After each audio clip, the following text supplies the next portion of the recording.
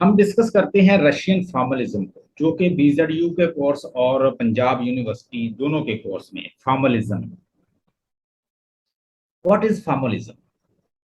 Who will explain me what is formalism? Formalism और new criticism दोनों मिलते जुलते हैं।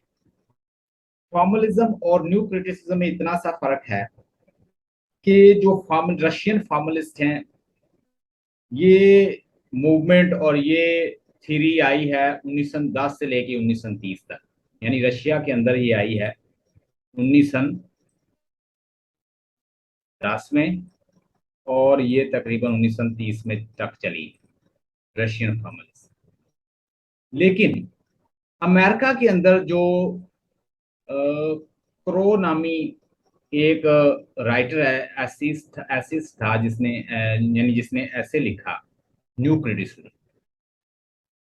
उस बंदे, उस राइटर ने क्या किया कि उसने एक कॉन्सेप्ट दिया कि फार्म के साथ एक और चीज भी इंपॉर्टेंट है। फार्म के साथ ये एक चीज और भी इंपॉर्टेंट है। आई थिंक ये फीमेल है। तो ये क्या कहती है कि फार्म के साथ उसका कंटेंट जो होते हैं वो भी इंपॉर्टेंट है। मतलब आइडिया फिर ये क्या रशियन से ही ले रही है। फार्म के साथ कंटेंट भी इंपॉर्टेंट है, कंटेंट्स जो उसके।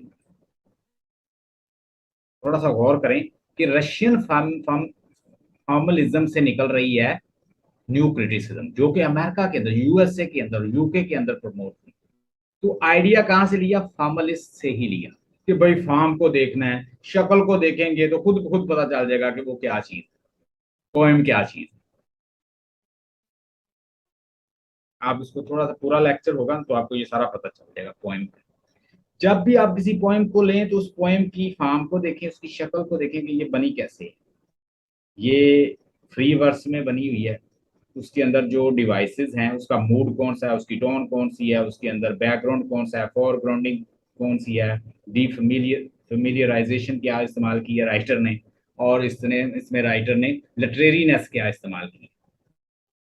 लिटरेरीनेस क्या है, मैट्रिकल लैंग्वेज क्या है, मूड क्या है राइटर का, सेटिंग कौन सी है, फिगर ऑफ स्पीच कौन सी है, टोन कौन सी है, ये सारी चीजें ही फॉर्म है। अगर आप इस फॉर्म को देख लें तो आपको ये भी पता चल जाएगा कि ये कहना क्या चाह रहा है राइटर। ठीक है, राइटर के बारे में हमें जानने की कुछ नहीं, उसका टेक्स्ट ही बोलेगा कि वो क्या कह रहा है। हमने फोकस करना है क्लोज रीडिंग के ऊपर, पोएम की क्लोज रीडिंग के ऊपर। तो फॉर्म की कुछ डेफिनेशन है जो मैंने यहाँ पे की है, वो देख लें, उसका स्नैपशॉट भी आप ले सकती हैं। Form is the specific element that makes literary artwork really an art। ठीक है, लिटरेरी वर्क को, इसकी स्पेलिंग ये है, लिटरेरी आर्ट वर्क को रियली एन आर्ट बनाता है, वो कौन बनाता है? फॉर्म। अगर फॉर्म का पता चल जाए तो पता चल जाता है ये लिटरेरी आर्ट वर्क क्या, कौन सा आर्ट वर्क है। ये एक फॉर्म की डेफिनेशन है इसकी। फॉर्म को आप कह लें स्ट्रक्चर, दूसरे लफ्ज में। ये जो स्ट्रक्चरलिज्म है ना, स्ट्रक्चरलिज्म है या फॉर्म है, ये एक ही चीज है। ठीक है, वो स्ट्रक्चर कह देते हैं, ये फॉर्म कह देते हैं। फॉर्म का मतलब होता है शक्ल वैसे। ठीक है, बॉडी, शक्ल, structure. Art work is its own distinct piece. एक आर्ट वर्क जो होता है ना, is its own distinct piece without biographical, intellectual, historical information of the writer. एक आर्ट वर्क जो है, राइटर की biographical information, intellectual information, historical information, ideological information, conventional information, उसकी इंफॉर्मेशन के बगैर ही एक डिस्टिंक्ट वर्क होता है, उसकी जरूरत नहीं। क्योंकि वो अपनी एक बॉडी रखता है, एक अपनी फॉर्म रखता है उसका वर्क। जब भी किसी काम, जिस जब जब भी किसी राइटर ने अपना काम लिख दिया तो वो एक टेक्स्ट बन गया। It's no more work of the certain writer, because it's a text itself, and we can do experiment, manipulation and analysis on this piece of text। हम उसके ऊपर एनालिसिस कर सकते हैं, उसकी फॉर्म मालूम करके, उसके मोड मालूम करके, टोन मालूम करके, रिदम मालूम करके, आइडियोलॉजी मालूम करके। हम मालूम कर सकते हैं।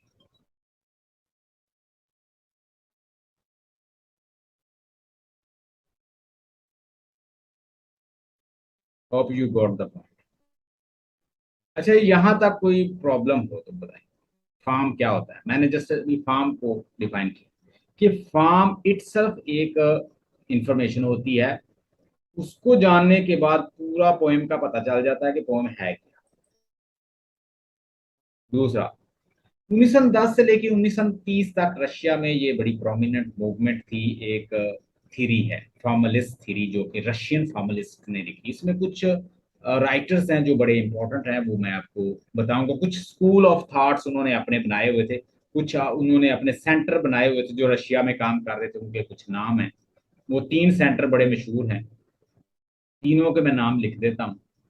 एक है ओपोजैस, सेंटर फॉर पोएटिक इंफॉर्मेशन जो भी है।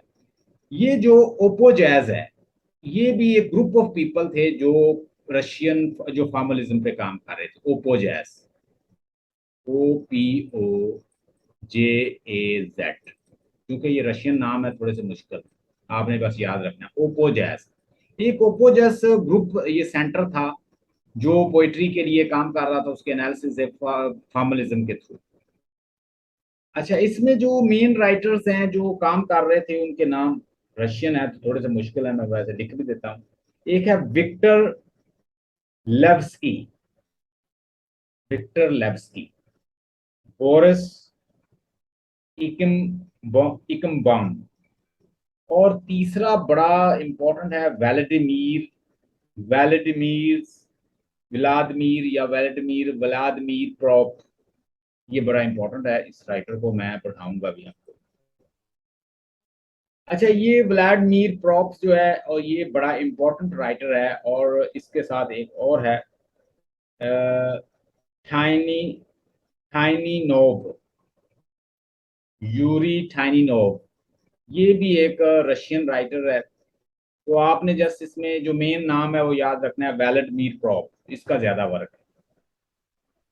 उसके बाद एक सेंटर तो ये ओपोजैज था, ये वर्क कर रहा था रशियन फॉर्मलिज्म पे। दूसरा था Moscow Linguistic circle, MLC, Moscow Linguistic circle. इसमें जो राइटर है, जो मेन राइटर है इस सेंटर के अंदर, वो था Roman Jacobson, Roman Jacobson, JOKOBSON,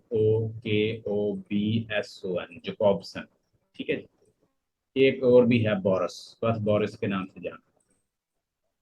यानी ये राइटर है, ये मॉस्को लिंग्विस्टिक सर्कल से ताल्लुक रखते हैं, MLC से ये राइटर्स।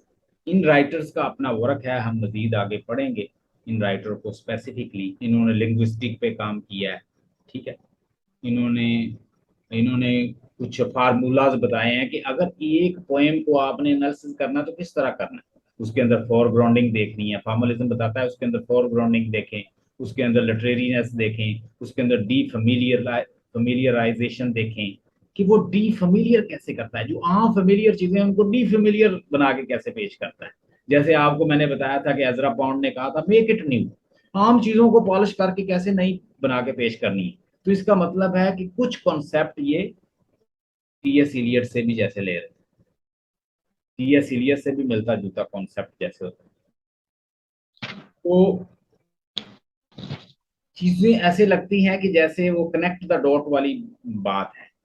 तो मेन चीजें उन्होंने क्या, लिटरेरीनेस देखनी है, फोरग्राउंडिंग देखनी है, बैकग्राउंड देखनी है, स्पीकर देखना है, टोन देखनी है, रिदम देखना है, ये सारी चीजें देखेंगे। लेकिन हम राइटर के बैकग्राउंड पे नहीं जाएंगे, उसकी कन्वेंशन नहीं देखेंगे, उसकी ट्रेडिशन नहीं देखेंगे, उसकी बायोग्राफी नहीं देखेंगे, उसका इंटेलेक्चुअल लेवल नहीं देखेंगे, उसका ऑटोबायोग्राफिकल नॉलेज नहीं देखेंगे। फॉर्म पे फोकस करेंगे, फॉर्म क्या क्या है उसके अंदर, उसकी शक्ल क्या है, वो खुद हमें बताती जाएगी इन चीजों के बारे में, पोएट्री की। इवन कि ये भी बता देगी ये कौन से लिटरेरी जॉनरा से। अगर तो वो राइमिंग स्कीम, वो अगर लिखा हुआ, अगर वर्क लिखा हुआ, मुझे बताएं सिस्टेट और ऑक्टेव में लिखा हो तो वो कौन सा वर्क बनेगा। वो डेफिनेटली उसके ऊपर पोइट्री उन्होंने की थी वाइट एंड सरे ने, तो हम कहेंगे ये वाइट सरे का वर्क। थोड़ा सा आगे आ जाएं, तो अगर वो स्टाइल में लिखा होगा स्पेंसरियन स्टेंजा के स्टाइल में, तो स्पेंसर ने लिखा होगा, एलिजाबेथन एज में आ जाएगा। अगर वो स्टाइल में शेक्सपियरन स्टाइल में लिखा होगा तो हम कहेंगे, अगर पेट्रार्कन स्टाइल में लिखा होगा तो हम कहेंगे पेट्रार्क का वर्क है भाई। तो उसकी फॉर्म भी बहुत कुछ बता देगी, शक्ल, उसका स्ट्रक्चर, उसकी फॉर्म, वो भी बहुत कुछ बता देती है। दूसरी इंफॉर्मेशन हमें उधर से मिल जाती है कि मेटाफर क्या है, सेटिंग क्या है, मूड क्या है, टोन क्या है, लिटरेरीनेस कहाँ इस्तेमाल हुई है, फोरग्राउंडिंग, बैकग्राउंडिंग, और साथ डी फैमिलियराइजेशन।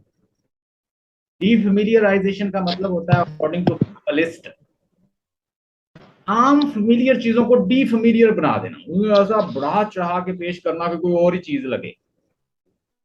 ठीक है, हमने पहला स्कूल ऑफ थॉट डिस्कस किया ओपोजैस, उसमें मैंने कुछ आपको राइटर लिख लें। ओपोजैस, ओपोजैस, इसमें जो मेन राइटर है वो राइटर व्लादिमीर प्रॉप है। व्लादिमीर प्रॉप बड़ा अच्छा राइटर है, इसका वर्क आपको बड़ा मिलेगा, रशियन फॉर्मलिस्ट। ये भी स्कूल ऑफ थॉट का एक बंदा है, ओपोजैस का। दूसरा एमएलसी, मास्को लिंग्विस्टिक सेंटर, इसमें जो मेन बंदा है उसका नाम है रोमन जैकॉब्सन, जिसने लिंग्विस्टिक पे काम किया, जिसने बताया कि लिंग्विस्टिक के अंदर बहुत सारी इंफॉर्मेशन जो है वो किसी भी पोइट्री के अंदर वो हमें लिंग्विस्टिक भी देता है। उसने कहा कि असल में पोइट्री और वर्क जो होता है वो एक मशीन होता है, उसके अंदर आप जो चीज डाल देंगे वो वैसी चीज आपको बता देगा। मिसाल के तौर, हम किसी मशीन के अंदर जो चीज डालते हैं, क्या वो वैसा रिजल्ट नहीं हमें दे देता? अब कपड़ों वाली मशीन, उसके अंदर आप कपड़े डालते हैं, आपने तो डाल दिए, लेकिन वो फंक्शन करके आपको देगा क्या? कपड़े ही धो के बाहर निकालेगा। तो लिटरेचर या वो पोएम और जो भी हम दे रहे हैं वो कहते हैं कि मशीन की तरह, उसमें हम जैसी चीज डालते हैं वो वैसी चीज हमें दिखा देता है। तो ये लिटरेचर बेसिकली उसने कहा कि पोएम पोएट्री ऐसी ही है जैसे कोई मशीन है, इसमें जो चीज डालेंगे वही आपको रिफ्लेक्ट कर देगा, शो कर देगा। उसके बाद हमारे पास प्राग लिंग्विस्टिक सर्कल है, पीएलसी। ये एमएलसी है ना, उसके बाद पीएलसी है, इसमें भी हम देखते हैं बंदे कौन कौन से। प्राग लिंग्विस्टिक, ये सारे चूंकि रशिया से ताल्लुक रखते हैं तो उनके नाम भी इस तरह के। इसमें एक का नाम है जिबॉटन जिबॉटन ट्रोडोव, ये भी एक बहुत बड़ा नाम है, TZVETN, जिवाटन ट्रोडोव, TORDOVE। ठीक है, जिवाटन ट्रोडोव, और उसके बाद रैनी बैलक, इस तरह के वो कुछ नाम है। एनीवे, इनको याद करने की जरूरत नहीं है आपको, आप जस्ट फॉर्म्स के ऊपर अपना अपना फोकस रखें। 1910 से लेकर 1930 तक की रशियन फॉर्मलिस्ट मूवमेंट है, और the form of the work of literature is inherently a part of its content that attempt to separate two is fallacious. अब वो कहता है जो फॉर्म होती है ना, शक्ल, ये आपके सामने जो डेफिनेशन कहता है, लिटरेचर के अंदर, पोएट्री के अंदर, किसी भी पीस ऑफ जॉनरा के अंदर जो शक्ल होती है, जो फॉर्म होती है, जो स्ट्रक्चर होती है, जो स्ट्रक्चर होता है, जो बॉडी होती है, वो एक इनहेरेंटली पार्ट है उसके कंटेंट का। ये खुद ब खुद कंटेंट समझ में आ जाता है अगर फॉर्म समझ आ जाए। और कंटेंट और फॉर्म को एक दूसरे से जुदा करना ऐसे ही है जैसे ब्रेन और माइंड को एक दूसरे से जुदा कर, जैसे बॉडी और सोल को आप अलग अलग देखने की कोशिश करें, नहीं समझ आएगी। And that the attempt to separate the two is fallacious. Fallacious का मतलब है कि वो फॉल्स है। आप अगर दोनों को आप कहोगे ये फॉर्म और है और कंटेंट और है, जो फॉर्म है वही उसका कंटेंट होगा, कंटेंट उससे जुड़ के बना हुआ है ना। जो शक्ल है उसके साथ, अब मिसाल के तौर पर, अब यहाँ पे मिसाल मैंने, ये इंसान का ह्यूमन बॉडी है, ये उसके हाथ है, ये उसका बैली है, ये दो लेग्स हैं, ये पाँव हैं, आप ये उसका सर है। आपको इसकी शक्ल समझ आ गई है तो क्या इसके साथ हैंड और ये सारे आप साथ होंगे? फिर ये समझ ले फॉर्म है। और जितनी भी उसकी साथ चीजें जुड़ी हुई हैं वो उसका कंटेंट है। तो वो कहता है जी कंटेंट को अलग करके देखेंगे, फॉर्म अलग करता है, ये हो ही नहीं सकता, इनको दो को अलग करना जैसे ही है कि जैसे आप गलत काम कर रहे हैं, उसको रोंगली रिप्रेजेंट कर रहे हैं, हो ही नहीं सकता, फ्लैशियस है, फ्लेशियस है। यहां तक समझ आ गया कि फॉर्म और कंटेंट से जुदा नहीं हो सकते, ये एक ही। लेकिन जब हम न्यू क्रिटिसिज्म में जाएंगे तो उनमें एक कॉन्फ्लिक्शन आ जाएगी, छोटी सी है, बाकी बिल्कुल वो फॉर्मलिज्म की तरह ही है। ऐसे लगता है जैसे कंसेप्ट ही रशिया से लिया न्यू क्रिटिसिज्म। कैसे? वो कहेंगे यार कंटेंट और चीज होती है, फॉर्म और चीज होती है।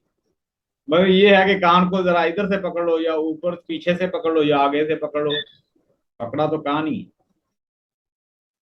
The focus is more on the structural form of the literary text. इसके अंदर फॉर्मलिस्ट कहते हैं कि हम किस पे फोकस करते हैं, स्ट्रक्चरल फॉर्म के ऊपर। लिटरेरी टेक्स्ट की किसकी स्ट्रक्चर क्या है उसका, उसके अंदर मीटर कौन सा है, मूड कौन सा है, टोन कौन सी है, फिगर ऑफ स्पीच कौन सी है, लिटरेरीनेस कहाँ पे है, फोरग्राउंडिंग क्या है, बैकग्राउंडिंग क्या है। ठीक है, ये सारी चीजें देखते हैं। The text alone without taking context and outside factors to appreciate and criticize a piece of art। कहता है जी जो फॉर्मलिस्ट हैं वो क्या करते हैं, कंटेक्स्ट और दूसरे फैक्टर से आउटसाइड होके चीजों को देखते हैं। ना तो वो कंटेक्स्ट में जाते हैं, ना बैकग्राउंड इंफॉर्मेशन में जाते हैं, ना इंटेलेक्चुअल लेवल पे जाते हैं राइटर के। वो सिर्फ किस पे फोकस रखते हैं, फॉर्म के ऊपर, जो लिखा हुआ text piece of paper. Moscow Linguistic Circle में रोमन जकोब्सन जो है, एंड प्राग लिंग्विस्टिक में जो विक्टर लेव्स्की है। देखिए इनके नाम थोड़े से मुश्किल हैं, बहरहाल आप याद करो तो हो जाएंगे। विक्टर, ये दो मेन नाम है जो आपने याद रखने हैं, इन दोनों को हम डिस्कस भी करेंगे। रोमन जकोब्सन और विक्टर लेव्स्की, ये प्राग लिंग्विस्टिक सेंटर का है, ये विक्टर लेव्स्की। और दूसरा Roman Jacobson Moscow Linguistic circle का।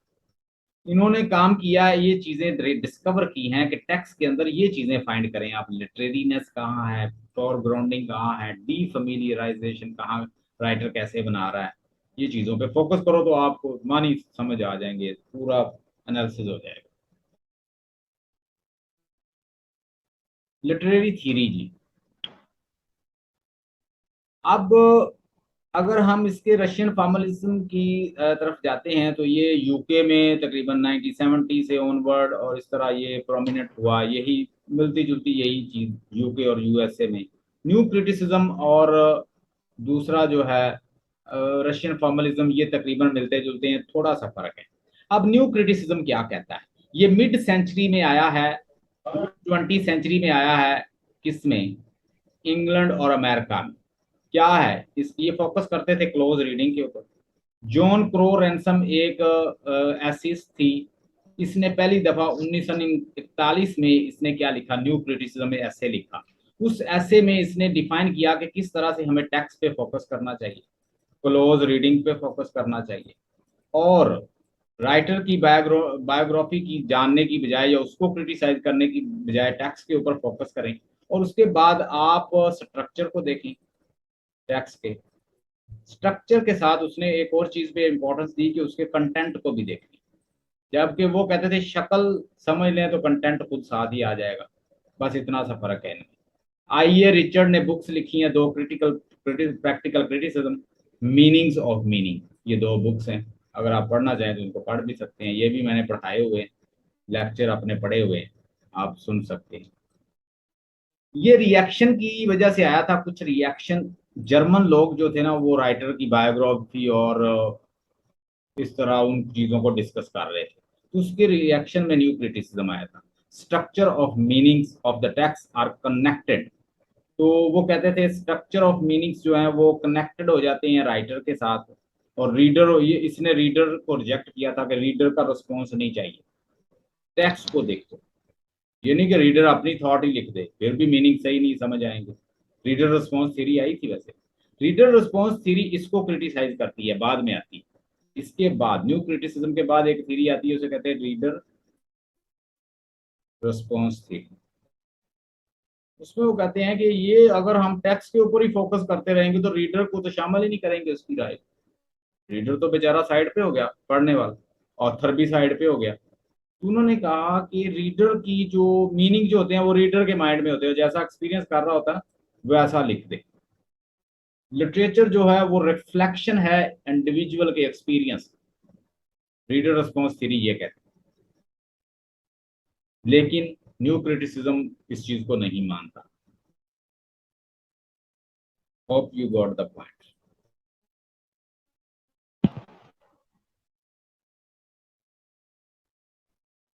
लेकिन जी आज का लेक्चर यही था।